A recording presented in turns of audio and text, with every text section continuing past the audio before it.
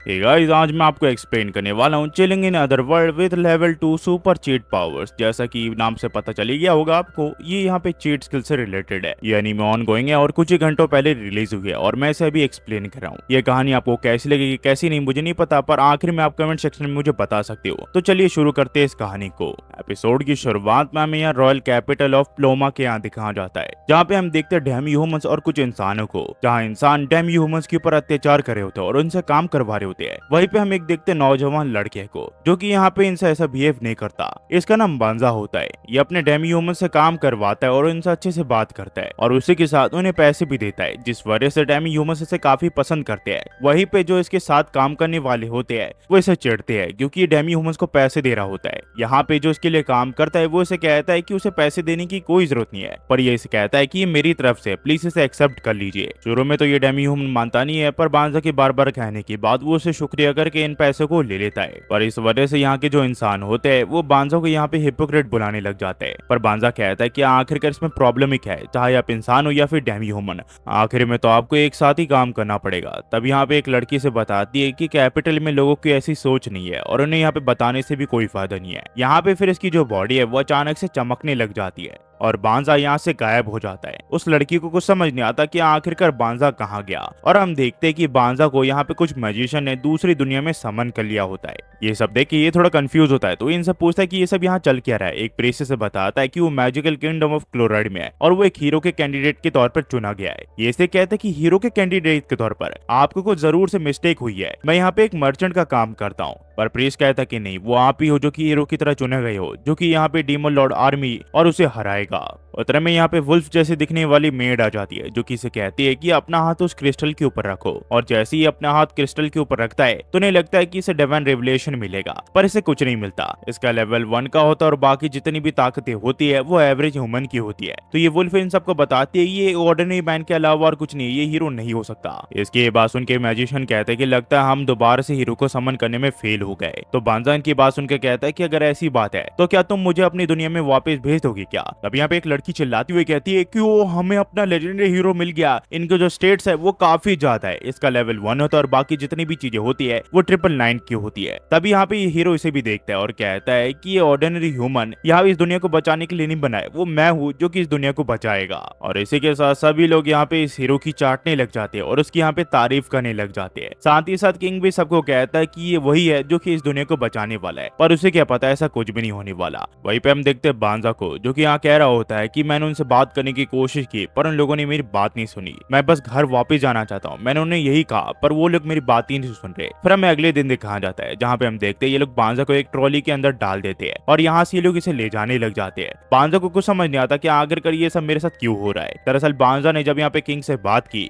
तो किंग ने उसे बताया कि जिस गेट से इन लोगों ने इसे समन किया था वो गेट अब ओपन नहीं हो सकता, जिस वजह से ये अपनी दुनिया में वापस नहीं जा सकता। किंग फिर से कहता है कि हमारी गलती है कि तुम अपनी दुनिया में वापस नहीं जा सकते, इसी वजह से मैं इसका भुगतान करना चाहता हूँ। तुम चाहो तो एक फॉरेस्ट में जाके रह सकते हो, वो यहाँ से नॉर्थ साइड में है। उस फॉरेस्ट का नाम है डेलविजा फॉरेस्ट, जो कि काफी बढ़िया फॉरेस्ट है। वहाँ पे तुम अपनी जिंदगी बिता सकते हो, पर वहाँ जाते वक्त दूसरों से बात करना तुम्हारा फॉरबिडन है, तुम किसी से भी बात नहीं कर सकते। पर सफर के दौरान बांजा यहाँ पे एक डेमी ह्यूमन से बात करने की कोशिश करता है, पर वो डेमी ह्यूमन इससे बात करने से मना कर देता है। बांजा इसे कहता है कि मैं काफी दूर से आया हूँ और इसीलिए मुझे इस कंट्री के बारे में ज्यादा कुछ नहीं पता, तो क्या तुम मुझे इस कंट्री के बारे में थोड़ी बहुत बातें बता सकते हो। पर ये से बात नहीं कर रहा होता। बांजा फिर से पूछता है कि क्या तुम किंग के कॉन्ट्रैक्टेड स्लेव हो क्या। इस बात से ये गुस्सा हो जाता है और इससे पूछता है कि तुम्हारा मतलब क्या है। बांजा इसे बताता है दरअसल मेरी पुरानी दुनिया में डेमी ह्यूमंस इंसानों के स्लेव है और इंसान उनसे अच्छे से बिहेव नहीं करते। ये इसके ऊपर हंसते हुए कहता है कि लड़के लगता है तुम काफी हॉरिबल प्लेस के यहाँ से आए हो।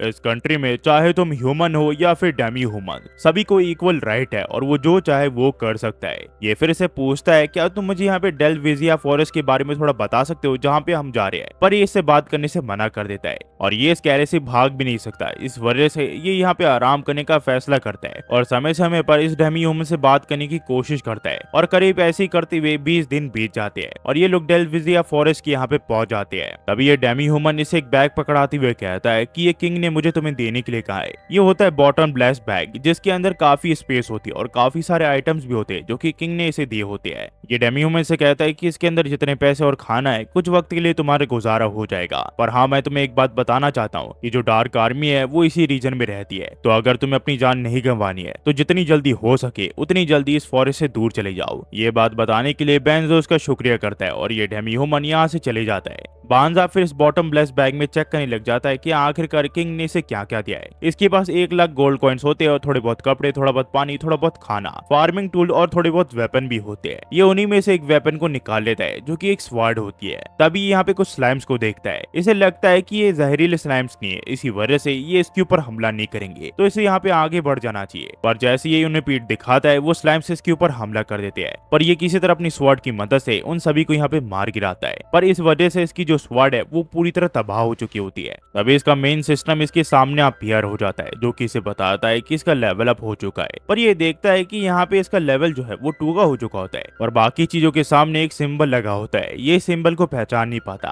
पर जैसे कि आपको पता है ये है इन्फिनाइट का सिंबल। इसके बाद इसका सिस्टम इसे बताता है कि क्या वो यहाँ पे वॉइस गाइडेंस को एक्टिवेट करना चाहता है क्या। ये चीज के लिए हाँ कर देता है। फिर यहाँ पे एक वॉइस इसे बताती है कि इसके पास काफी सारे मैजिक स्पेल है, क्या इन सबको ये एक्वायर करना चाहता है क्या। ये इसमें भी यस दबा देता है, जिसके बाद इसके पास यहाँ पे काफी सारे मैजिक स्पेल आ जाते हैं। तभी इस सिस्टम से पता चलता है कि इसके बैग के ऊपर किसी ने स्पेल कास्ट कर दिया है और उसी वजह से मॉन्स्टर इसके ऊपर हमला कर रहे हैं। ये समझ जाता है उन स्लाइम्स ने सिर्फ इस बैग की वजह से इसके ऊपर हमला किया था, पर ये सोचता है कि आखिरकार किसने ये स्पेल इसके बैग के ऊपर कास्ट किया होगा और आखिरकार ये इस बैग से ये स्पेल को कैसे हटाए। तभी इसका सिस्टम इसे बताता है ये चाहे तो उसे हटा सकते हैं, तो ये चीज के लिए हाँ कर देता है और इस बैग से जो स्पेल होता है वो यहाँ पे हट जाता है। पर ये फिर सोचता है कि आखिरकार किसने ये मैजिक स्पेल इसके ऊपर कास्ट किया होगा और आखिरकार इतनी जल्दी ये कैसे हट सकता है। ये फिर इस फॉरेस्ट के अंदर जाने लग जाता है, पर इसका सिस्टम इसे वार्निंग देता है कि इसके अंदर एक मेलिशियम है जो कि इंसानों के लिए खतरनाक है। ये डेमी ह्यूमंस करते हैं ताकि वो अपने आप को प्रोटेक्टेड रह सके और ये इंसानों के लिए काफी खतरनाक हो सकता है। अगर वो इसके अंदर जाए तो वो शायद से मारा भी जा सकता है। ये इसे पूछता है कि इस बारे में तुम कुछ कर नहीं सकती हो क्या। ये इसे कहती है कि हाँ मैं इसमें कर सकती हूँ, पर इसमें आपको 1/3 ऑफ मैजिक यूज हो सकता है। ये कहता है कि हाँ तुम यूज कर लो, वैसे भी वो मैजिक मेरे किसी काम का नहीं है।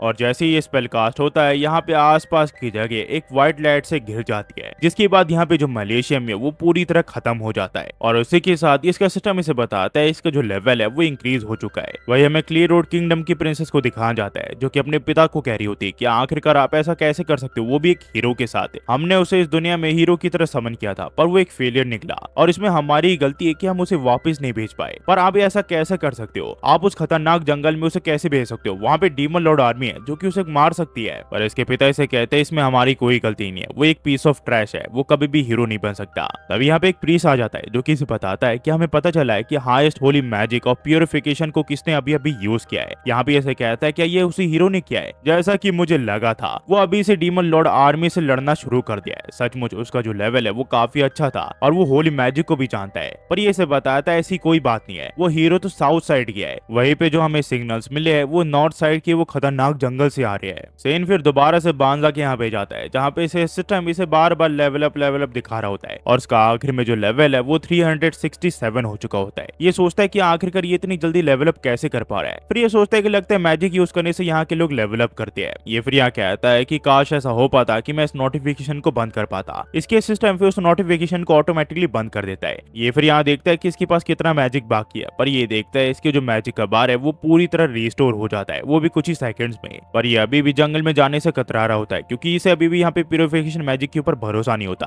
तभी इसका सिस्टम इसे बताता है ये चाहे तो यहाँ पे अपना शेप शिफ्ट कर सकता है और साथ ही साथ ये अपना जेंडर भी बदल सकता है। सिस्टम फिर से यहाँ पे अपना जेंडर चुनने के लिए कहता है। ये यहाँ पे फीमेल जेंडर चुन लेता है और हम देखते हैं इसके काफी बड़े बड़े बलून्स निकल आते हैं और ये इतना बंदा नीच है, ये अपने से ही अट्रैक्ट होने लग जाता है। पर ये इस बॉडी में कंफर्टेबल नहीं होता, जिस वजह से अपने दोबारा से शेप शिफ्टिंग कर लेता है और अपना चेहरा अपनी पूरी बॉडी ही चेंज कर लेता है। इसका सिस्टम फिर से बताता है कि वो चाहे तो यहाँ पे टेलीपोर्टेशन मैजिक का यूज करके किंगडम में डायरेक्टली जा सकता है। ये फिर यहाँ पे टेलीपोर्टेशन मैजिक यूज करने का फैसला करता है और उसका यूज करके यहाँ पे किंगडम में आ जाता है। पर ये फिर कहता है कि पुरानी दुनिया में इतने ताकतवर सिर्फ मेरे दादाजी हुआ करते थे जो कि ऐसे टेलीपोर्टेशन यूज किया करते थे। इसे तभी एक आइडिया आता है और ये अपने सिस्टम को कहता है क्या तुम मुझे मेरे पुराने दुनिया में भेज सकते हो क्या। पर सिस्टम इसका कोई जवाब नहीं देता। तो ये सोचता है कि लगता है मुझे इस दुनिया में रह के यहाँ पे पैसे कमाने पड़ेंगे ताकि मैं अपनी जिंदगी अच्छे से बिता पाऊँ और इसके लिए ये यहाँ पे एडवेंचर गिल्ड को ढूंढने लग जाता है। पर इसका सिस्टम उसे डायरेक्टली यहाँ पे लोकेशन बता देता है कि आखिरकार एडवेंचर एडवेंचर गिल्ड कहाँ पे है। हमें फिर यहाँ पे एडवेंचर गिल्ड के यहाँ पे रूल्स समझाए जाते हैं कि जितना ताकतवर ये बनता जाएगा उतना इसे यहाँ पे रैंक मिलेगी, और रैंक के हिसाब से ये बड़े मॉन्स्टर का भी शिकार कर सकता है, जिससे मोटा पैसा कमा सकता है। और यहाँ पे गिल्ड में रजिस्टर होने के लिए इसे अपना नाम देना पड़ेगा। इसी वजह से ये बांजा की जगह अपना नाम फीलो बताता है, ताकि इसके बारे में यहाँ पे किंग को ना पता चल सके कि ये किंगडम में आ रहा है। फिर ये यहाँ पे एक क्वेस्ट ढूंढने लग जाता है जिससे ये बड़ा रिवॉर्ड कमा सके। तभी एक लड़की को देखता है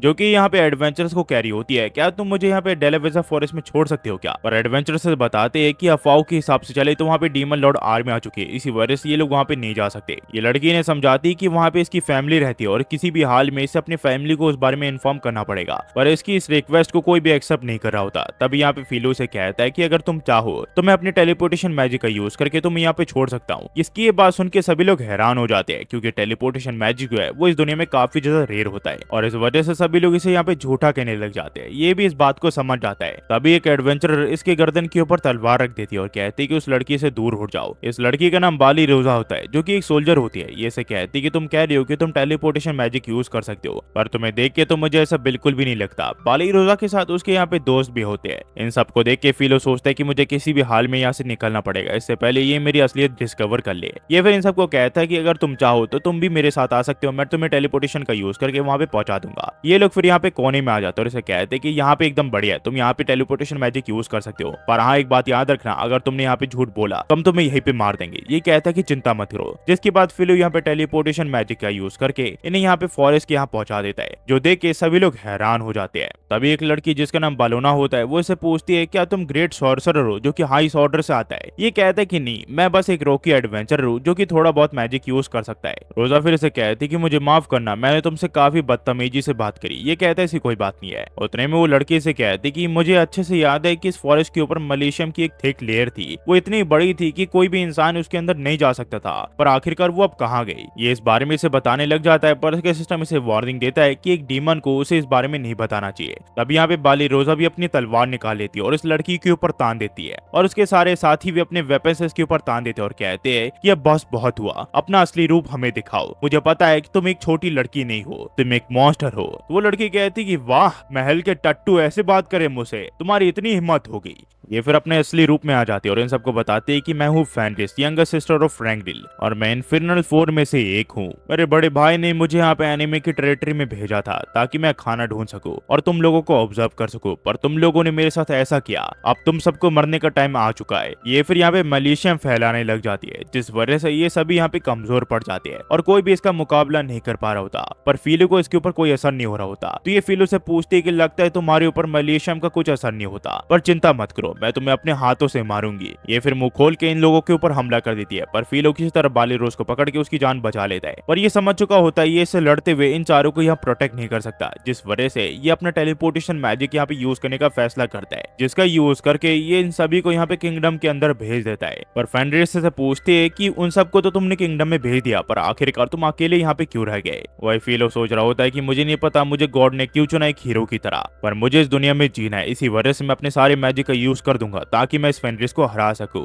और यहाँ से जो कहानी वो टू भी कंटिन्यू हो जाती है। ये चीट स्किल वाला एनिमी है। आपको ये कैसा लगा कैसे नहीं, प्लीज गाइस कमेंट में बताना मत भूलना। मैं ऐसी एनिमी लाते रहता हूँ, तो होपफुली आपको ये एनिमी पसंद आई होगी। पसंद आई तो प्लीज लाइक सब्सक्राइब और कमेंट करना मत भूलना। और हाँ, से हर दिन के बेसिस पे एनिमीज आते रहेंगी। ये वीकली एनिमी है जो कि हफ्ते में एक बार आएगा, जिसे मैं तुरंत ही एक्सप्लेन कर दूंगा। आप बस ये बताना मत भूलना कि एनिमी आपको कैसे लगी, इसे कंटिन्यू किया जाए या ना किया जाए। वैसे तो ये मुझे काफी पसंद आई है, जिसे मैं कंटिन्यू करने वाला हूँ। बस जाते सिर्फ इतना ही कहूंगा। Thanks for watching, next video मिलते हैं।